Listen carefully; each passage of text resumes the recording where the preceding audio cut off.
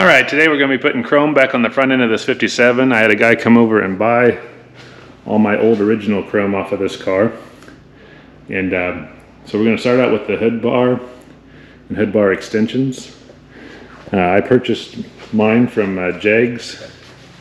They are all trim parts products. So there's the extensions and then there's the hood bar there. It was nice, they all came with the 1/4 20 studs already in place and the nuts to install them.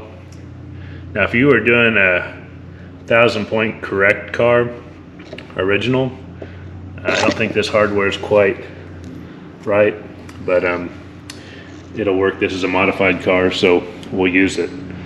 But again, this goes right here, the extensions, 3 studs here under the both headlights, and then we got the hood bar here, ties into the latch assembly, and then you got a couple supports. Now where these 2 supports here, cross supports, that's where the studs with the actual nuts with star washers go.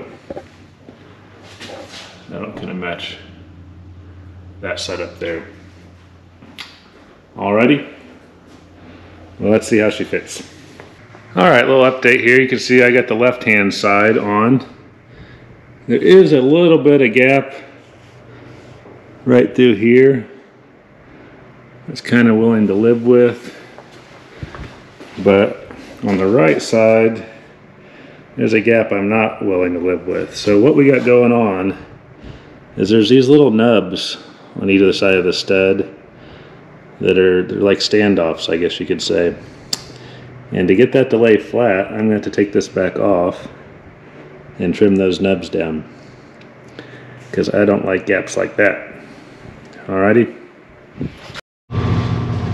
Alright, so that's what it looks like when you take those nubs down. You can see I used a cutoff wheel. This is what nubs look like original, and that's after you grind them down, which is what you got to do to get these things to fit right. And you know, nothing against trim parts, because these are nice. This is just something you have to do. And if you're restoring a car, you know, from ground zero, this is something you want to do before you do your paint, because all these aftermarket parts are going to have to trim and cut stuff to get to fit. So I don't have this choice. This car was painted in 1981, but this type of stuff you do before you paint the car. Okay, I ended up coming back to this one and trimming the nubs on the left hand as well. You know, once you get one right, then you notice the other one. So that looks good, no gap. That one's a lot better. Ended up trimming the nubs on almost every stud, so again, that's just kind of part of it. I still have a little bit of a gap here, but I'm touching here and I'm touching here, so that's just either the shape of the part or the shape of the fender. So I'm just gonna have to live with that. That gets kind of hidden by the headlight anyway. All right, let's move to the hood bar. All right, so on the hood bar, you really kind of have to pull it tight to the hood. So the first 2 bolts I did were on the support here to get the center set, and then I'm working my way outward. So you can see I haven't tightened up the far outboard one and see how much gap I have. So we're really having to pull that hood bar to the hood. The trick I use is I look up in here and I see that gap, and I just tighten it down and watch that and close that gap. So far I haven't had to trim any nubs, but we'll see. All right, so I got the hood bar fitting pretty good to the hood. Again, you really have to use the bolts on the studs or the nuts on the studs to pull it down tight. Left side, how it fits to the extension, I'm okay with. That's not bad. The right side on the 57 is always not very good, just how they were made. I think they make a aftermarket piece now that tries to correct that. But what I'm going to do, because I don't like it, is I'm going to take this extension back off and try to get it. I might have to open up the holes and try to get it rotated down a little bit. Just get that looking a little bit better. I've already chipped paint trying to get it to line up, so I'm not going to be able to do it with the sheet metal. The sheet metal, if anything, the hood needs to go down, and it's too low as far as the trim goes, so lowering the hood stop isn't going to help me. So I'm going to go back to this piece and make it line up. All right, I think I got it. Here's the new alignment on the right hand extension to the hood bar. How did I do that? Well, I took a 3/8 drill bit and opened up this hole here a lot and this hole here a little bit. But I basically, if you remember how it used to fit, I had to get this down. And the other thing I did is I didn't reuse the little sheet metal nut. I put a real normal cast nut, or steel nut here. So I really leaned on this and tightened it down first, making sure it was as low as it could be. And then I brought the other two in last. So that's how it looks. And it's just one of those things, if you look at a lot of 57s, honestly, usually this is more of a V gap, so I'm pretty happy. Meaning this gap here, that looks pretty good. And so doesn't that one. So pretty happy with that. We're fitting to the sheet metal good. Yeah, you really can't complain about that. Go to a car show, look at 57 Chevys, and you'll see a lot worse. I think they were worse from the factory than that. So that's how you fit the hood bar and hood bar extensions. Let's move on to the bumper. Kind of show you what we're starting off with here. He just bought the bumpers themselves, so the brackets are in place, and I'm going to end up removing those. But just so you guys kind of see the bracket orientation, this is how they should look. It's actually on a 3-piece bumper.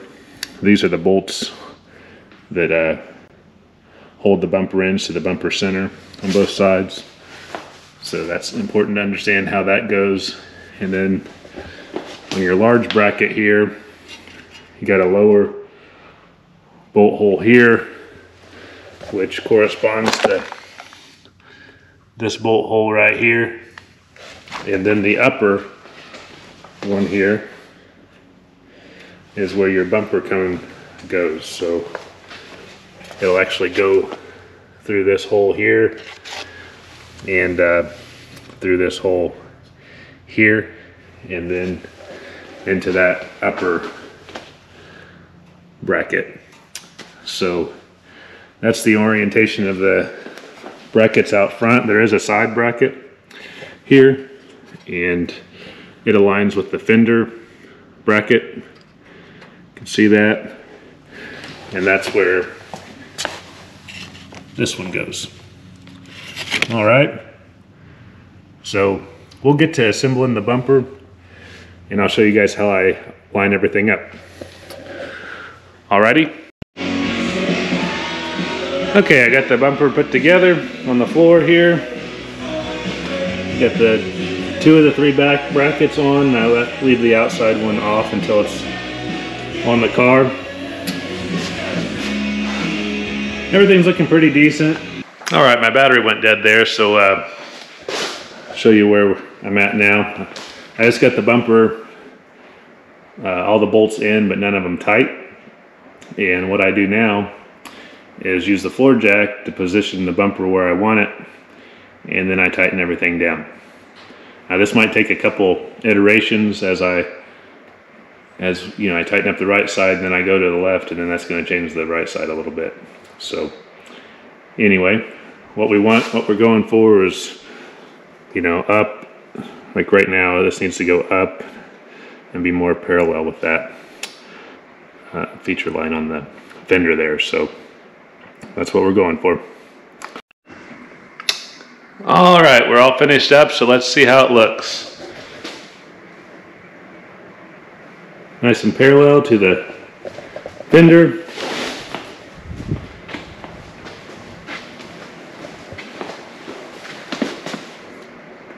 Looks good. This side looks a little bit better, but that's how it always is. You always have one side that's a little bit better than the other.